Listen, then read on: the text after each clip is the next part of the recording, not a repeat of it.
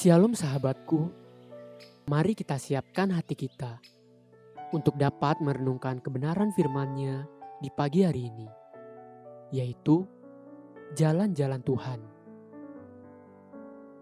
Mari kita buka Alkitab di dalam kitab Mazmur 25 ayat yang kelima dan ayat yang ke-12 sampai yang ke-14.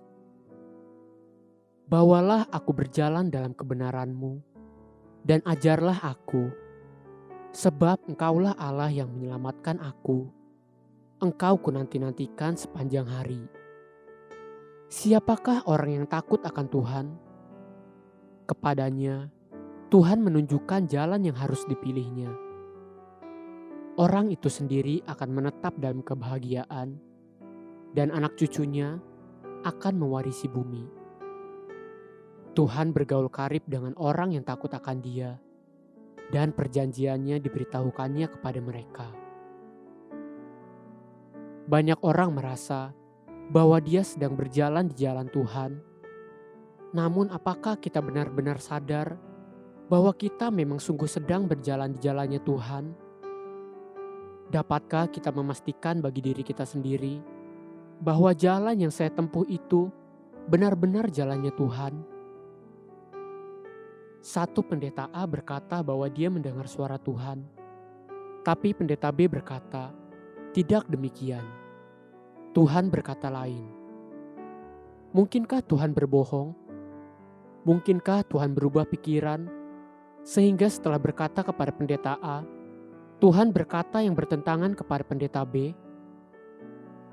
Bilangan 23 ayat 19 berkata, Allah bukanlah manusia sehingga ia berdusta, bukan anak manusia sehingga ia menyesal. Masakan ia berfirman dan tidak melakukannya, atau berbicara dan tidak menepatinya? Lalu di mana letak kesalahannya? Atau mungkin salah satu dari pendeta itulah yang mungkin berkata tidak benar?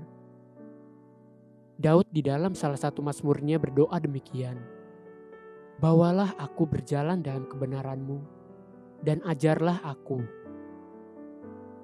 Bersediakah kita dituntun dan dibawa untuk berjalan di dalam kebenaran Tuhan? Kemudian, bersediakah kita diajar olehnya? Ini hal yang sederhana, namun seringkali sangat sulit untuk dikerjakan dan dilakukan. Dibutuhkan satu kesadaran seperti seorang anak kecil yang dituntun ayahnya bahwa ayahnya tahu jalan yang benar. Satu kepercayaan yang teguh bahwa sang ayah tidak mungkin menuntun anaknya kepada jalan bahaya seperti kandang ular.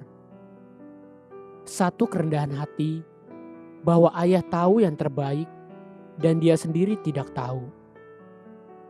Bukankah sesederhana itu sikap yang dibutuhkan untuk dapat dituntun? Lebih jauh lagi, Daud memohon bukan hanya untuk dituntun, tapi juga diajari. Inilah sikap hati seorang murid. Seorang murid yang akan berhasil bukanlah seorang murid yang pandai, tapi yang mau belajar.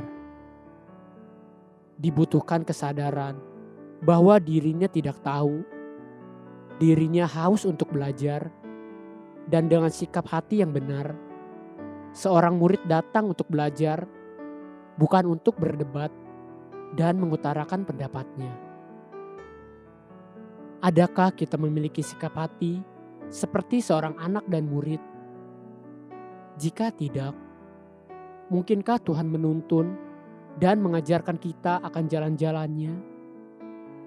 Mazmur Daud kemudian lebih jauh menyimpulkan satu perkataan tentang sikap hati yang benar itu dengan kalimat ini dari Mazmur 25 ayat yang ke-12 sampai yang ke-13. Siapakah orang yang takut akan Tuhan? Kepadanya Tuhan menunjukkan jalan yang harus dipilihnya. Orang itu sendiri akan menetap dalam kebahagiaan, dan anak cucunya akan mewarisi bumi. Dengan sederhana, Mazmur Daud menyimpulkan, Sikap hati seorang anak dan murid adalah takut akan Tuhan. Takut akan Tuhan adalah menjauhi kejahatan. Kejahatan yang kita sudah tahu bahwa itu adalah kejahatan. Hati nurani kita akan bersaksi bahwa kejahatan adalah kejahatan. Tidak perlu terlibat dengan perdebatan sia-sia dari para pendeta yang sangat agamawi tentang apakah menerima vaksin adalah dosa atau hal-hal yang seperti itu. Gunakan hati nuranimu yang dipenuhi Roh Kudus.